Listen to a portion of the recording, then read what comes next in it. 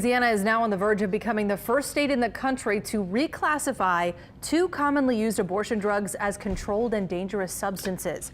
Good evening and thanks for watching. I'm Devin Bartolotta. And I'm Sharice Gibson. Today, the Senate signed off on amendments to the bill. It now heads to Governor Jeff Landry's desk, who is expected to sign it into law. Lily Cummings has more on what this means for patients and for healthcare providers.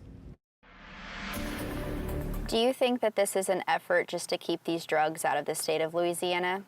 Yes. Dr. Smita Prasad, an assistant professor at Tulane Medical School, is an expert in addictive medicine. This is really misusing or abusing how the DEA intended to schedule dangerous medications. As president of the Louisiana Society of Addiction Medicine, Dr. Prasad has voiced her opposition to Senate Bill 276.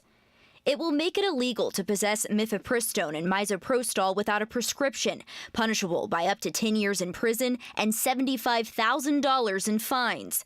This drug combination was used in more than half of abortions nationwide last year, and the FDA says it's effective. Close the machine. 29 yeas and 7 nays, and the bill has been concurred in. In a tense exchange between the bill's author, Shreveport Senator Thomas Presley, and New Orleans Senator Royce Duplessis, Duplessis questioned Presley's knowledge of what the drugs are used for. Your amendment will put a barrier in place and create a delay in their access to it when they need it the most, especially in rural communities. I'm sure you're going to disagree, but I'm asking you, do you disagree? Of course I disagree. You know, but then why hold do on, we need hold the on. amendment? I haven't finished with my answer. Why do we need the amendment? Hold on. Supporters of the bill say the drugs are a risk to public health. Presley says he authored the bill in support of his sister, a victim of domestic violence who was drugged with misoprostol. I brought this bill to ensure that women in Louisiana